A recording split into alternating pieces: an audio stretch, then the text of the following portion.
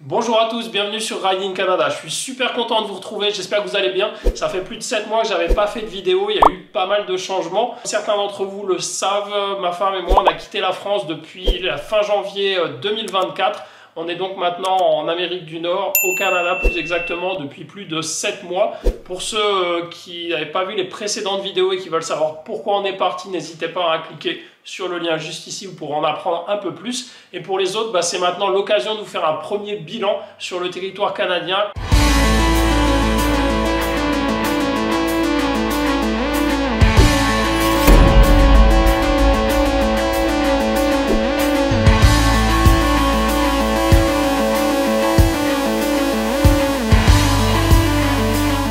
Comme c'était prévu, on a quitté la France le 28 janvier 2024 pour atterrir à l'aéroport de Calgary. On est resté quelques semaines sur la ville de Calgary pour avoir, on va dire, tous les services à proximité et pouvoir faire nos différentes démarches liées à l'immigration. Et sur place, on a trouvé quelques semaines plus tard un motorhome, ils appellent ça sur place un gros camping-car de quasiment 10 mètres de long, avec lequel on est parti à travers le Canada et les États-Unis pendant plus de 6 mois. Je suis donc désolé de ne pas avoir posté plus de vidéos, mais on était, je ne vais pas dire très pris par le voyage, mais on était vraiment, on voulait profiter à fond du voyage. Et le deuxième point, c'est que la connexion était même très mauvaise dans pas mal d'endroits, parce qu'on a été plusieurs fois dans le désert, dans des coins assez reculés aux États-Unis comme au Canada. Et donc c'était vraiment compliqué, voire impossible de vous proposer des vidéos régulièrement. Je vais pouvoir reprendre les vidéos à partir de maintenant et j'ai tout un tas de sujets à vous proposer sur l'expatriation au Canada, mais aussi simplement sur le fait de voyager dans ce pays ou aux États-Unis. Et si vous souhaitez venir rouler, je vais essayer de vous faire découvrir les spots du coin, que ce soit en vélo ou en moto, parce qu'il y a pas mal de possibilités ici. Au niveau des vidéos, justement, je pense que je vais changer. Je vais essayer d'en faire un peu plus souvent. Par contre, il y aura peut-être un peu moins de montage. Ce sera des choses un peu plus brutes qui prendront moins de temps. Mais l'intérêt, c'est vraiment de vous faire découvrir un maximum de sujets. On attaque donc aujourd'hui avec ce premier bilan sur le sol canadien. Pour point de départ, j'ai voulu me baser sur la vidéo que j'avais faite où je vous expliquais les motivations qui nous avaient amené à choisir le Canada. Si vous ne l'avez pas vu, vous pouvez vous rattraper en cliquant sur le lien juste ici. Les principaux points qui nous a attirés au Canada, c'était les grands espaces. On n'a pas fait très original, là, je pense qu'il y a beaucoup de monde qui vient au Canada pour ça. Et franchement, on n'a pas été déçus, c'est une valeur sûre, c'est assez exceptionnel. Il y a une diversité de paysages, vous avez à la fois des forêts tropicales, vous avez des coins qu'ils appellent les Badlands, qui vont être plus des secteurs arides, de la montagne, voire presque désertiques, comme on peut en trouver même du côté de Kamloops par exemple, ou à l'est de Calgary. Vous avez des endroits avec des glaciers immenses, avec des montagnes de très haute altitude. On a des coins où on va voir beaucoup plus de plaines, comme dans le milieu du Canada. On a des lacs à ne plus savoir quoi en faire au Canada, c'est assez incroyable, avec des eaux plus ou moins claires, mais il y a vraiment des secteurs où c'est assez magnifique. En France aussi, on a beaucoup de très beaux paysages, mais on va dire que là, le panel, la gamme est encore plus large et encore plus étendue au Canada. Et bien sûr, la faible densité de population, la taille du pays, qui est grand comme 15 fois la France, font que on se retrouve dans des espaces parfois complètement vierges. On est en train de faire du vélo sur des canyons ou sur des crêtes à 3 heures des premières habitations. On se retrouve en train de faire de la moto dans des forêts tropicales et ne jamais croiser personne pendant des heures et des heures. C'est juste magique si vous êtes adepte de ce type de pratique. Point numéro 2, et j'ai déjà un peu vendu la mèche, mais c'était la possibilité de faire de la pratique outdoor. Et là, ça a dépassé nos espérances. On se doutait forcément qu'au Canada, il pouvait y avoir quelques restrictions, comme dans tous les pays. Forcément, c'est pas open bar n'importe où. Tu vas avec ton 4x4 et puis tu fais du drift partout. Bien sûr, c'est pas comme ça, mais il y a énormément de zones de pratique et pour tous les sports. Alors, ça va être l'occasion de vous présenter un peu où on s'est installé. On vit maintenant à Chilliwack. C'est à 1h15 de Vancouver, 15 minutes à peu près de la frontière américaine. Et c'est juste pour les loisirs exceptionnels. Bien sûr, tu peux aller faire du running, tu peux aller faire de la rando un peu partout. On a des stations de ski à 35-40 minutes. On a notamment la station de Whistler qui est énorme pour le ski et puis pour le bike park qui est là un peu plus loin, on va être à 1h30. Et par contre, tout autour de Chilliwack, on a des zones de pratique qui sont folles. À 10 minutes de la maison, on a une zone où vous avez des pistes VTT officielles qui sont magnifiques, des pistes moto-enduro officielles qui sont hallucinante, une tuerie sur des kilomètres et des kilomètres, des pistes de 4x4. Si vous faites 5 km de plus, on a un lac qui s'appelle Cultus Lake qui attire énormément de monde, où l'eau est magnifique. Vous pouvez vous baigner, bien sûr. Vous pouvez faire tout ce qui est paddle, on va dire même pédalo, mobilité douce, mais ça, Au Canada, ils en font très peu. Et par contre, magie du Canada, vous pouvez faire du bateau, des bateaux de dingue pour tirer des wakeboards ou faire du wake surf avec des moteurs de 600 ou 1000 chevaux. Vous pouvez faire du jet ski comme vous voulez. Entre guillemets, il faut passer un permis bateau. Il faut savoir que le permis bateau ici, c'est 34 $, je crois. Ça se passe en 1h30 sur Internet. Donc là, la France... le balayage est net, on a battu à plat de couture. Donc voilà, il y a tout un tas de loisirs que vous pouvez faire qui sont juste hallucinants si vous aimez les sports outdoor. Et il y a vraiment une culture des sports outdoor. Quand vous finissez le boulot à 5h ou 6h ici, ou alors quand vous êtes sur la route le dimanche, c'est incroyable, c'est le défilé. Vous croisez des pick-up énormes qui traînent des bateaux de wakeboard. Vous croisez des 4x4 qui emmènent des canoës et kayaks un peu partout, des bateaux de rafting. On croise un nombre de gens avec des VTT dans la benne, des motos dans la benne, mais c'est juste hallucinant. Voilà, si vous aimez les sports outdoor, il faut venir au Canada, c'est vraiment le pays qui est fait pour vous. Une autre pratique outdoor qu'on a découverte ici, parce qu'on n'était pas forcément des spécialistes quand on était en France, c'est le camping. Et alors franchement, on a adoré. Je vous le disais en intro, on a acheté un motorhome quand on est arrivé ici. On a eu la chance de pouvoir s'offrir un beau véhicule comme savent le faire les Américains. On est parti avec un motorhome de 10 mètres de long, 10 tonnes, avec une double chambre, des extensions sur les côtés, etc. Je vous mets quelques images. Et c'était juste génial de pouvoir faire ça pendant quelques mois. Déjà en France, on n'aurait jamais pu se payer un véhicule comme ça parce que c'est hors de prix et puis ça existe très peu. Ensuite, on n'aurait pas eu le droit de le conduire parce qu'il y a énormément de restrictions. Et enfin, même si on avait eu le droit, on se serait fait chier parce qu'on a des restrictions partout, des barrières partout, à l'entrée des parkings, des ponts partout, etc. Il faut savoir que le véhicule faisait quasiment 4 mètres de haut. Donc en France, je vous laisse imaginer ce que ça donne de conduire ce type d'engin. On a fait presque 21 000 km avec à travers les États-Unis et le Canada. On a visité, je crois, 26 États aux États-Unis et c'était juste fou. On s'est retrouvé à conduire dans le désert, à aller au bord des canyons, etc., à camper en pleine nature. Et donc, tout est fait pour le camping aux États-Unis et au Canada. Troisième point qu'on venait chercher en s'installant au Canada, c'est un meilleur équilibre entre rythme de vie professionnelle et vie privée. Ça va dépendre aussi de votre vécu en France. Si vous êtes salarié à la poste ou dans une mairie en France, ne venez pas au Canada, vous risquez de mourir. Si vous avez un boulot normal à 35 heures où ça dépote un minimum, ou alors si vous êtes indépendant en France ou si vous avez été à votre compte en France, venez au Canada, ça va, vous allez avoir l'impression d'être en vacances. Sincèrement, alors moi j'ai trouvé un job, un boulot dans un magasin de vélo, pour rester dans le même domaine, de vendeur, mécanicien. Et ça se passe très bien. Alors je bosse 40 heures par semaine, mais attention, il faut savoir que 40 heures au Canada, le rythme est vraiment canadien. Donc 40 heures canadiennes, j'aurais envie de vous dire que ça équivaut plutôt à 37 heures françaises. Ensuite, il faut savoir qu'au Canada et aux États-Unis d'ailleurs, la pause du midi est beaucoup moins sacrée qu'en France. En France, c'est pas rare d'avoir des boulots où vous allez avoir entre 1 heure et 2 heures de pause. Ici, il y a beaucoup de boulots où vous avez 30 minutes, voire 45 minutes de pause le midi. Donc, si vous regardez l'amplitude horaire que vous passez sur votre lieu de travail, pour beaucoup de gens, beaucoup plus courte ou égale à celle que vous aviez en France. Parce que si vous faites un 35 heures en France, mais que vous ne rentrez pas chez vous le midi, vous passez quasiment 40 heures, voire plus sur votre lieu de travail. Concernant la pause du midi plus courte, ça a pour conséquence aussi que vous terminez la plupart du temps plus tôt le boulot. Alors, la plupart des Canadiens finissent le boulot entre 5 et 6 heures de l'après-midi, mangent en général dans ces heures-là et vont faire des pratiques sportives outdoor pour la plupart à partir de 6 heures. Donc c'est un point que j'aborderai dans d'autres vidéos, mais la possibilité d'embauche est beaucoup plus importante au Canada, les charges sont beaucoup plus basses, ce qui fait qu'on va avoir un rythme de travail qui est beaucoup plus bas. J'ai pu le voir moi dans les restaurants, j'ai pu le voir dans la partie que je connais, dans les magasins de vélo, c'est hallucinant. Un magasin de vélo, on va dire, qui est dimensionné pour avoir 3 à 4 personnes en France, ils vont être facilement 6 ou 7 au Canada. Si vous divisez le boulot par 6 personnes au lieu de le diviser par 4, vos journées de travail sont quand même moins chargées et vous êtes beaucoup moins éclaté à la fin. L'autre chose qu'on entend beaucoup aussi, c'est attention, en Amérique du Nord, vous avez très peu de vacances, vous allez mourir, vous n'avez que 15 jours de vacances. Ok, il n'y a que 15 jours de vacances dans la plupart des boulots. Vous pouvez le négocier suivant votre poste, votre expérience, etc. Il y a des gens qui arrivent et qui démarrent avec 3-4 semaines de vacances. Ça, c'est très variable. Et en plus, ce qu'il faut savoir, c'est que les jours fériés sont à chaque fois récupérés. Moi, par exemple, dans mon boulot, je suis en congé le dimanche et lundi. S'il y a un jour férié qui tombe parmi ces 2 jours, le magasin où je travaille est fermé avant. Le magasin va le récupérer avant. Par exemple, il va fermer le samedi. Ce qui fait que j'ai mon week-end samedi, dimanche, lundi. Je n'ai pas perdu ce jour férié. Au contraire, je l'ai gagné. Et il y a pas mal de de jours fériés. Alors j'ai plus exactement le chiffre en tête, mais je crois qu'en Colombie-Britannique, parce que ça varie d'une province à l'autre, on a 26 jours fériés dans l'année, ce qui est assez énorme. Donc au final, si j'ai bien compté, et j'ai déjà eu le cas je crois 3 fois, j'ai un week-end de 3 jours quasiment tous les mois, voire 2 par mois sur certains mois, en plus de mes 2 semaines de vacances. Donc comme vous voyez, on est plutôt pas mal lotis. Après, il y a aussi des boulots où vous avez plus de vacances, par exemple comme les enseignants, qui en plus vont avoir ce bénéfice pour les jours fériés.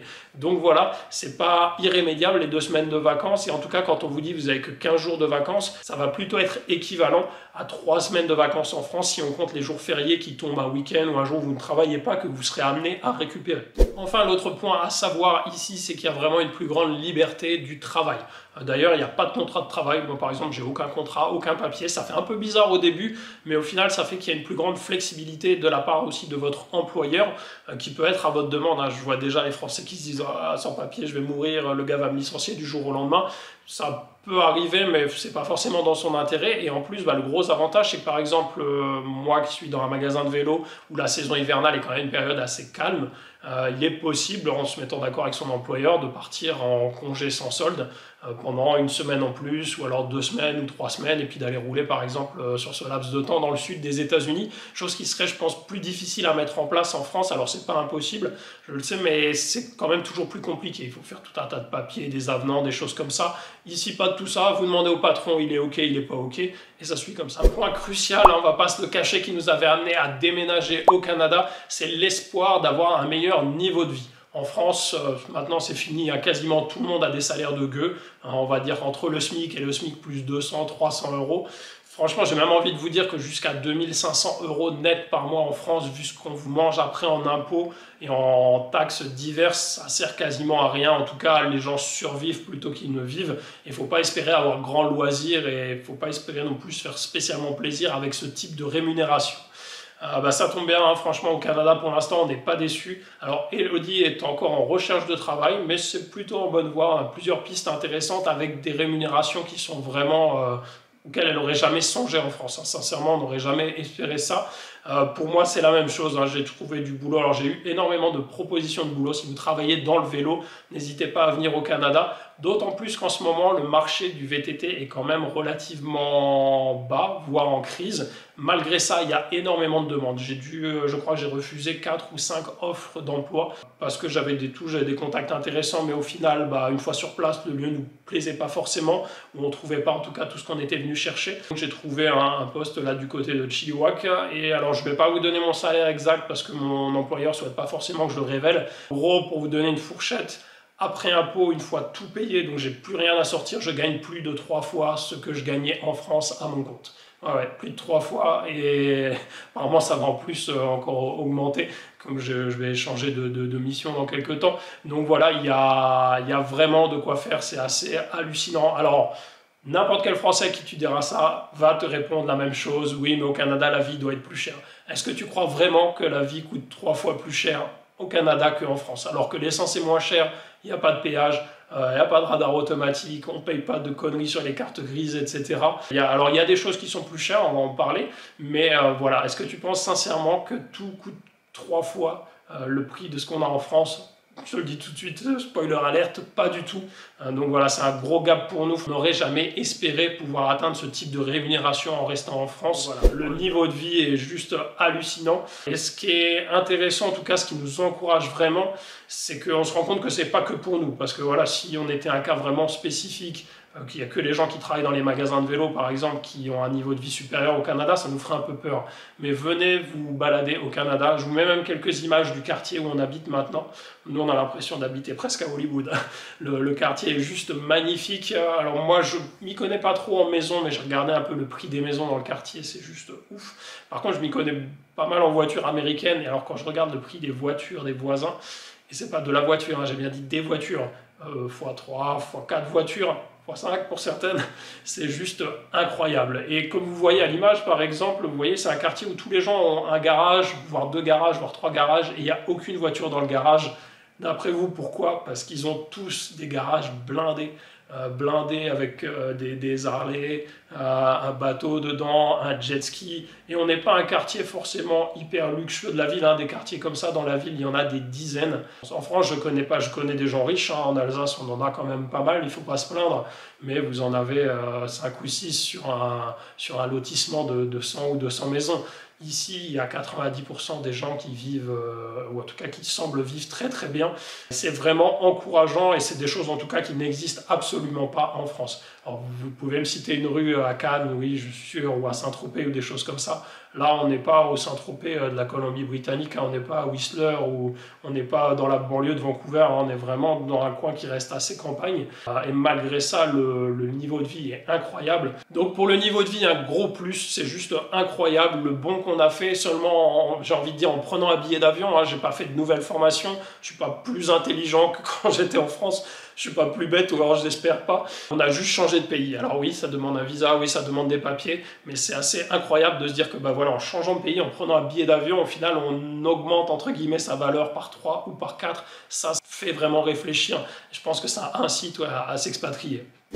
Un point qui nous avait orienté vers le Canada par rapport par exemple aux États-Unis, c'est qu'on se retrouve quand même sur un système qui a l'air d'être mixte entre un système ultra-libéral comme on l'a aux États-Unis. Il y a très très peu de filets de sécurité, on va dire pour la protection sociale ou pour la santé, et un système très cloisonné comme en France, où alors là vous êtes assommé de charges. Par contre, bon, moi c'est sûr qu'il ne peut jamais rien vous arriver de très très grave parce que vous êtes couvert sur beaucoup de choses.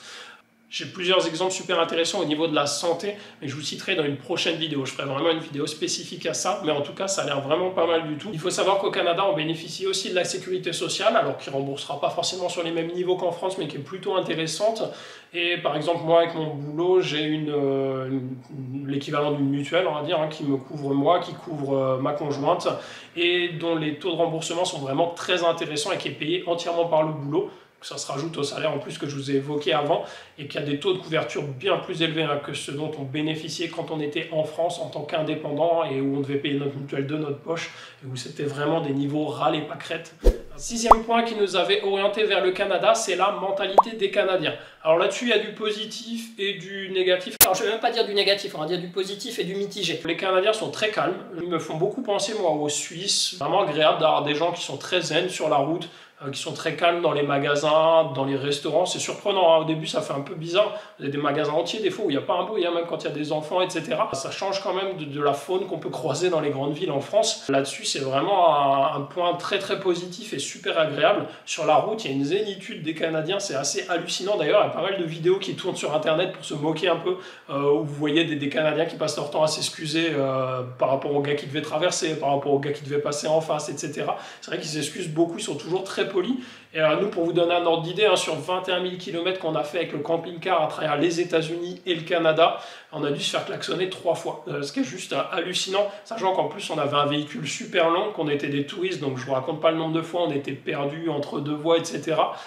Vous faites un tour de 5 minutes à Mulhouse avec tous les cassos qui roulent en golf. Je pense que vous faites klaxonner 20 fois, hein, si vous êtes en camping-car, voire même vous vous battez avant la fin du tour.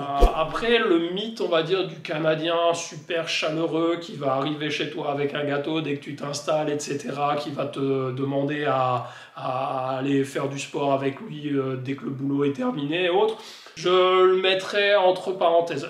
On a ressenti les gens plus chaleureux peut-être du côté de l'Alberta et dans certaines provinces aux États-Unis, notamment le Texas, hein, beaucoup de provinces conservatrices qui ont parfois une mauvaise image, ou en tout cas une mauvaise image est vendue en France par les médias nationaux. Bah, c'est là où on était vraiment le mieux accueillis. Les gens sont super chaleureux, s'intéressent vraiment à d'où vous venez, pourquoi vous êtes là, ce que vous faites, etc. Et à l'inverse, par contre, dans les provinces un peu plus progressistes, entre guillemets, comme en Californie ou même comme ici en Colombie-Britannique, je ne veux pas dire que les gens sont désagréables, hein, pas du tout, loin de là, les gens ne sont pas du tout agressifs, vous n'êtes pas interpellés dans la rue, ni pour les femmes, ni même pour les hommes, je ne sais pas, pour vous demander des cigarettes ou alors vous mettre un coup de pression et tout, mais ça n'existe, ça a des années-lumière, hein, je pense, des batailles de regard et tout, ils ne connaissent pas ici. Je vais vous dire, c'est un truc tellement teubé qui existe qu'en France, c'est à 1000 lieues d'avoir sa place ici. Mais par contre, ils sont assez indifférents. Moi, quand je vais rouler en VTT, vous garez sur le parking, il y a 10 ou 15 autres pick-up, les gars partent tous rouler aussi. le gars qui est à côté de vous va pas forcément vous dire même bonjour, hein. Il va plus vous éviter, et alors quand vous croisez vraiment, bon, bah, il vous dit bonjour et puis basta. C'est mitigé. Après, ce qu'il faut savoir, c'est qu'il y a énormément d'immigrés au Canada. Au final, je pense que si vous prenez, alors j'ai pas les chiffres en tête, mais je pense que si vous prenez une dizaine de personnes, comme ça, les 10 premiers que vous voyez dans la rue, il y a très forte chance qu'il y en ait au moins 5 ou 6 qui viennent pas du Canada ou qui soient une deuxième génération, on va dire, d'immigrés au Canada. Donc ce qui fait qu'il y a peut-être ce côté, c'est peut-être perdu au fur et à mesure. Les gens sont plutôt indifférents ici. Ils sont pas désagréables, mais ouais, ils sont plutôt indifférents. Pas forcément à entrer plus que ça en contact avec vous. Par contre, il y a vraiment cette notion d'espace privé qui est super importante en Amérique du Nord et qui est très respectée également au Canada. Les gens peuvent vite se sentir même agressés, entre guillemets. Par exemple, je me demandais au boulot, ici, ça peut être dans certains cas très mal vu d'aller mettre des flyers, par exemple, sur une voiture. Parce que voilà, la voiture, c'est ton espace privé. Si tu commences à aller mettre un flyer dessus, c'est-à-dire que tu vas être amené à toucher la voiture, tu vas te rapprocher de la personne, il faut un truc tout simple qui nous paraît banal en France, ça peut être mal interprété ici. Dans le même sens, les Canadiens ne se serrent pas forcément la main ou ne se font pas forcément la bise. On avait choisi le Canada pour son côté pet friendly. Et oui, les Nord-Américains sont beaucoup plus proches, ou en tout cas, je trouve qu'ils considèrent les animaux beaucoup mieux. Là-dessus, on n'est vraiment pas déçus, c'est juste génial ce qu'ils font et franchement, ça paraît tellement normal, ça devrait être comme ça en France depuis des années.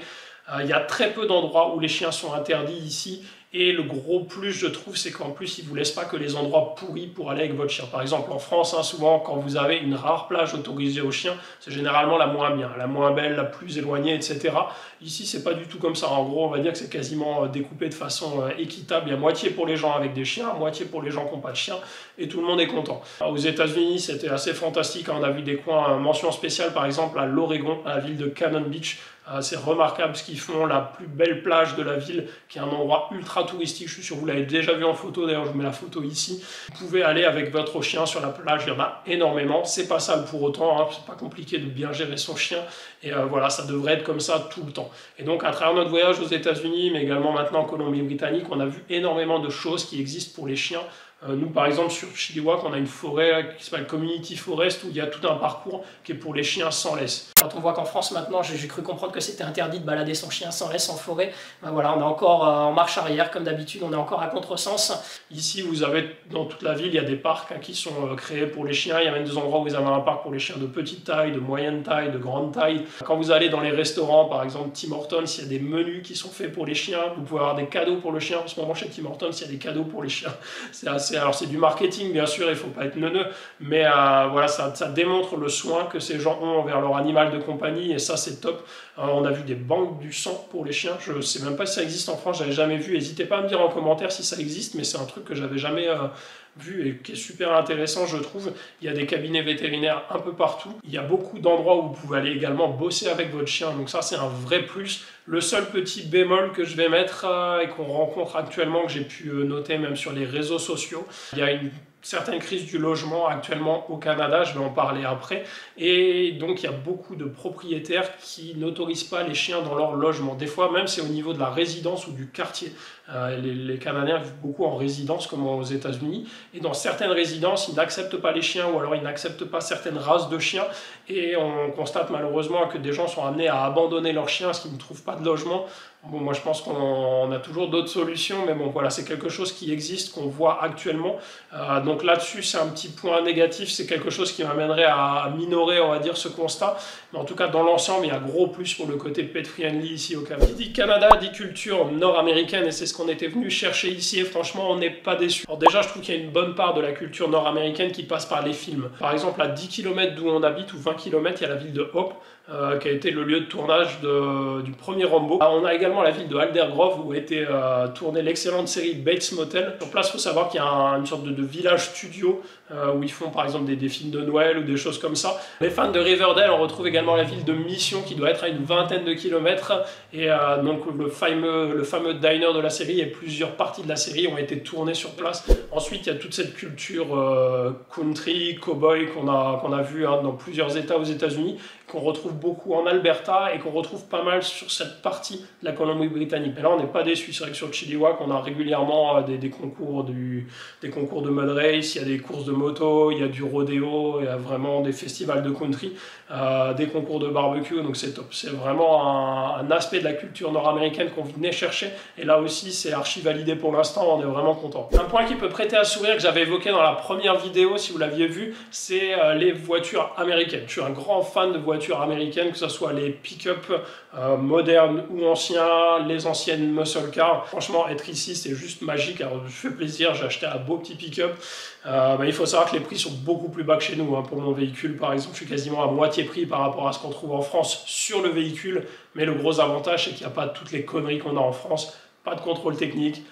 Très peu de réglementation. Il faut savoir par exemple en Alberta, pour l'échappement, c'est complètement libre. Vous faites ce que vous voulez. C'est qui pourrait imaginer ça, mais c'est juste magique. Et donc ouais, c'est un bonheur quoi, de voir ça, de pouvoir avoir ce type de véhicule aujourd'hui. Et quand vous prenez, alors nous on adore faire de la route le dimanche parce que le dimanche c'est le festival. Tout le monde sort sa plus belle voiture et les gens ont un nombre hallucinant de vieilles voitures custom qui sont refaites. Il y a des choses mais vraiment magnifiques. Et je trouve que c'est un élément vraiment primordial dans la culture nord-américaine. Et les Canadiens, les Américains ne l'ont pas oublié. Hein. Il n'y a pas du tout la chasse à la voiture comme chez nous. Tout est fait pour que ça soit facile. On a des grosses stations-service un peu partout qui sont ouverts aux quatre coins. Vous rentrez par où vous voulez. C'est super pratique quand vous êtes en camping-car notamment. On a des aires de stationnement partout. Les routes sont top. Il n'y a pas de péage. Il y a des grandes autoroutes. Ça roule la plupart du temps très bien. Donc voilà, c'est vraiment le pays de la voiture et c'est un bonheur. Si vous aimez faire de la voiture, si vous aimez rouler, c'est top. Et puis le fait qu'il n'y ait pas tous ces freins à se déplacer, ça encourage à faire plein de choses. Hein. Ici, c'est pas rare de faire 200, 300, 500 km chaque week-end parce que ça vous coûte beaucoup moins cher, ça vous prend beaucoup moins de temps et surtout ça vous prend beaucoup moins la tête. Donc un gros plus pour ça. Alors, je pense que rien que pour ça, j'aurais énormément de mal à revenir vivre en France, acheter un Peugeot Expert 1,2 litre, payer du péage comme un con, payer l'essence un prix de fou. devoir m'emmerder à l'emmener au contrôle technique tous les ans. Je crois que je pourrais pas, ça serait plus fort que moi. L'autre point qui est assez incroyable ici, c'est aussi la facilité à changer de voiture. Mais je vous ferai une vidéo spécifique là-dessus, vous verrez, vous allez halluciner. Tout est fait pour que les gens fassent de la voiture et consomment, comme dans beaucoup de domaines d'ailleurs. C'est d'une facilité assez déconcertante et on se demande pourquoi en France, avec notre niveau d'économie ras les pâquerettes, on ne met pas ça en place. Enfin, le dernier point dans la vidéo qu'on vous avait fait, pourquoi on part s'installer au Canada, c'était tout un chapitre sur l'Alberta, où on vous expliquait pourquoi on avait choisi cette province. Et donc, vous l'avez compris, on n'est pas arrivé en Alberta, on est maintenant installé en Colombie-Britannique. Alors pour résumer rapidement pourquoi on s'est installé en Colombie-Britannique, on a fait tout un tour, tout un voyage aux États-Unis et on est remonté par la Colombie-Britannique et ensuite on est reparti en Alberta. Et c'est vrai qu'après plus d'un mois en Colombie-Britannique sur quasiment les meilleurs spots du monde pour le VTT et sur des endroits tous plus beaux les uns que les autres, au milieu de la forêt, des lacs, etc. Quand on est arrivé en Alberta, ça nous a mis un petit décalage, c'est vrai qu'on s'est dit mince, est-ce qu'on fait le bon choix? Et pour être franc avec vous, on est resté 2 jours je crois en Alberta et on est reparti direct en Colombie-Britannique et à partir de là j'ai commencé à chercher du boulot et voir quelle ville pourrait nous plaire pour s'y installer. Alors l'Alberta c'est vraiment génial, c'est un super état, on a adoré, les villes sont clean, il y a un niveau de vie qui est hallucinant. Alors sur le papier apparemment il est au niveau de la Colombie-Britannique, voire un peu en dessous, mais en tout cas il paraît beaucoup plus élevé. Je pense que c'est notamment dû au logement. Les villes sont tout de suite plus grandes, plus propres, il y a plus d'espace, ça a l'air plus récent, plus moderne qu'en Colombie-Britannique, et pourtant souvent pour des prix inférieurs. Ensuite, la mentalité des gens est exceptionnelle, il y a ce côté un peu justement cowboy country comme on en a parlé avant, les gens sont très ouverts, très chaleureux. C'est vraiment un état qui nous a beaucoup séduit pour ça, qui a très peu de taxes, qui a un gouvernement exceptionnel. Énormément de Canadiens sont pour le gouvernement de l'Alberta et c'est un État qui marche le mieux au Canada, qui a les meilleurs résultats économiques et financiers, qui a très peu de taux de chômage, qui a le moins de taxes et de loin, ou incite à aller vivre en Alberta. Le gros point noir pour nous, c'était le relief et directement ou indirectement associé à cet aspect, c'était aussi la place du VTT. Moi, je travaille dans le VTT depuis des années, c'était plus simple de continuer à bosser dans ce domaine. On peut travailler dans le VTT en Alberta, mais il y a très peu de relief et que c'était à l'ouest de l'État. Donc forcément, c'est là-bas où il y a le plus de pratiquants et donc le plus de boulot. Il faut savoir que toute la Colombie-Britannique et comme on va dire les 100 km² de l'ouest de l'Alberta. Donc forcément ça augmente les chances de trouver du boulot facilement et ça augmente aussi les chances de trouver un endroit qui vous plaît facilement, parce que nous on aime vivre aussi entouré de montagnes. C'est vrai qu'on a pris cette habitude au pied du massif des Vosges en Alsace et ça nous paraissait bizarre de se retrouver dans un coin complètement plat avec des montagnes situées à 20 ou 30 km de chez nous. Il faut savoir que souvent c'est le cas, parce que même en Alberta, si vous travaillez à proximité des montagnes, l'espace on va dire de montagne est tellement petit qu'il va être très compliqué d'y habiter, ou en tout cas ça va être très très cher, et il y a énormément de restrictions. Comme cet espace on va dire montagneux est très limité, il y a une grosse fréquentation sur les périodes très touristiques, et donc beaucoup de ces espaces sont venus des parcs protégés avec des restrictions très très importantes, même des restrictions qui nous ont pas mal déçus, pour être franc avec vous, quand on y est retourné 1 ou 2 journées, qu'on s'est retrouvé dans ces parcs nationaux. En fait là-bas par contre, contrairement au reste, tout le reste du pays, tout est compliqué, parce que tout est cloisonné, interdit, il faut prendre un pass pour pouvoir circuler même en voiture dans le parc alors que tu le traverses juste. Il faut payer le camping plus un pass pour laisser ton camping-car. Enfin bref, c'est un peu une pompe à fric. Ça nous a vraiment déçus parce que c'est complètement à l'opposé de tout le reste de l'Alberta et ça nous a vraiment incité à retourner en Colombie-Britannique. Au niveau des taxes, on s'est aussi rendu compte que en Alberta, comme je vous l'ai dit, les taxes sont beaucoup plus basses qu'en Colombie-Britannique, mais ça ne joue pas forcément sur tous les aspects de votre vie de tous les jours. Par exemple, quand vous allez faire vos courses dans un supermarché, alors certes les prix vont être un peu plus élevés en Colombie-Britannique, les prix de base, mais au niveau des taxes sur votre ticket de caisse, à la fin il n'y aura pas un très gros écart, parce que tous les produits ne sont pas forcément taxés, ou tous les produits ne sont pas forcément taxés à taux plein. Un peu comme en France, hein, quand vous achetez des produits de première nécessité, si je ne dis pas de bêtises, vous payez 5,5% de TVA et vous ne payez pas 20%. Donc voilà, la TVA, enfin l'équivalent de la TVA est beaucoup plus important en Colombie-Britannique. On le ressent sur certaines choses. Par exemple, quand on achète une voiture, il y a un bon gap entre le prix de la voiture en Colombie-Britannique et le prix en Alberta. Mais sur la vie du quotidien, sur vos courses, sur votre essence, etc., ça n'aura pas un très gros impact, même si, je le répète, les prix de départ sont souvent plus élevés pour ces produits en Colombie-Britannique. Voilà, donc comme vous le voyez, on est plutôt satisfait de notre arrivée au Canada. Pour l'instant, tout se passe vraiment bien. On a eu pas mal de chance, on avait bien préparé ce départ. C'est vrai qu'on est parti aussi dans de bonnes conditions. On n'a pas d'enfants, ce qui facilite un peu on va dire l'expatriation. On est arrivé avec des sous de côté, ce qui aide aussi beaucoup, on ne va pas se le cacher. On a eu l'opportunité de pouvoir voyager pendant plusieurs mois, donc on n'avait pas ce stress, on n'avait pas forcément de deadline, de se dire voilà, à la fin de tel mois, il faut qu'on ait trouvé un boulot, il faut qu'on ait trouvé un logement. Donc c'est vrai que je pense qu'on était dans la meilleure configuration possible. Mais dans l'ensemble, pour l'instant, c'est vraiment positif.